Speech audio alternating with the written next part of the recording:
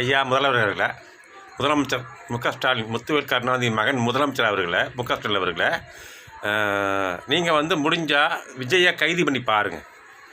என்ன கைது பண்ணுங்களாம் பார்ப்போம். உங்கள்கிட்ட எத்தனை போலீஸ் இருக்குது? ஒரு 10 லட்சம் போலீஸ் இருக்குமா?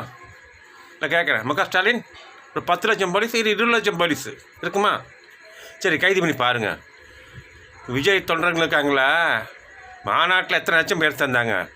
கைது பண்ணி போகிற வழியிலேயே அதிலே 10 லட்சம் பேர் வருவாங்க. பைக்லேயும் வரும், கார்லேயும் வருவாங்க, எப்படியும் வருவாங்க, நடந்தால் வருவாங்க. அது லேடிஸ் நிறைய வருவாங்க. முதலமைச்சர் அவர்களே, இதுக்கு தான் பயப்படுறீங்கன்னா விஜய் கைது பண்ண முடியாதுன்னு. கைது பண்ண முடியாது. ஏன் தெரியுமா? அவர் தப்பு பண்ணலை. உன்னோட மனசில் தப்பு செஞ்சது ஒரு குறை இருக்குது.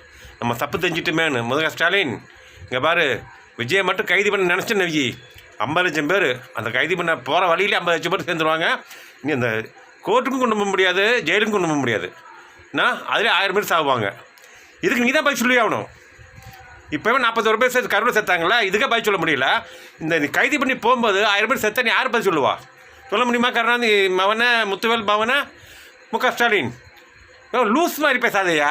அரசியல் பண்ணு, மக்களை கொல்லாத. அரசியல் பண்ணுறாரு இவர், அரசியல். நீ கைது பண்ணி பாரு. உனக்கு தில் இருந்தாக்கா, ஒரு அப்பனை பிறந்தாக்கா விஜய் கைது பண்ணிப்பார்.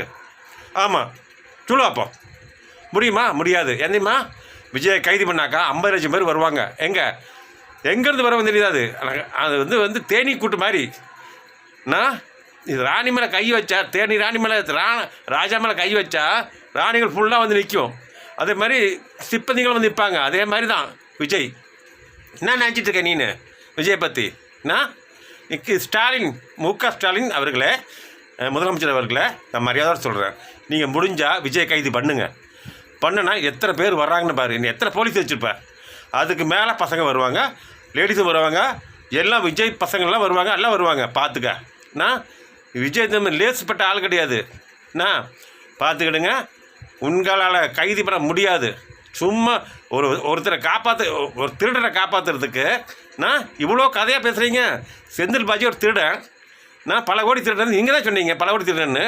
திருட்டு பலைகளுக்கு சப்போர்ட் பண்ணுறீங்களே. என்ன அநியாயம் அது?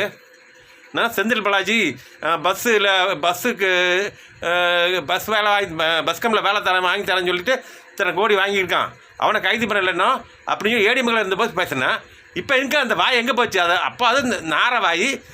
இது நல்ல வாயா? ஸ்டாலின் ஒன்று தான் கேட்குறேன். அப்போ அது நார வாய் இப்போ நல்ல வாய் பேசுச்சோ? இதாவே நார வாய். அப்போ நல்ல வாய் பேசுச்சு. புதல்லையா ஸ்டாலின்? உண்மையும் சொல்கிறேன். அரசியல் பண்ணு. நான் மக்களை கொள்ளாத. மக்கள் வாழ்வாதாரத்தை உழைக்காத. வாழ்வாதாரத்தை பிடுங்காத. ஓகேவா? அதான் நீ செய்வேன். பொங்கல் வரும்போது அந்த அன்றைக்கி 5000 கொடுப்பேன். அப்படி தானே? இல்லை 3000 கொடுப்பேன். அதானே? ஓட்டு வாங்குறதுக்கு என்னென்ன செய்வேன் தெரியுமா? எல்லாம் செய்வேன். நீನು ஓட்டு வாங்கணும். உங்கள் அப்பா மாதிரி காமராஜ் தோக்கடிச்சது உங்கள் அப்பா தான். சரி, அதை விடு, அதெல்லாம் பேச வேண்டாம், விடு. ஆனால் உண்மை சொல்கிறேன், விஜய் மட்டும் கைது பண்ண வை மவனை. நீ காலி, உன் குடும்பம் காலி. சத்தியமாக சொல்கிறேன். ஆமாம், ஸ்டாலின் 50 லட்சம் பேர் வருவாங்க. பார்த்துக்கோ. பாய், இதோட நிப்பாட்டிக்கிறேன்.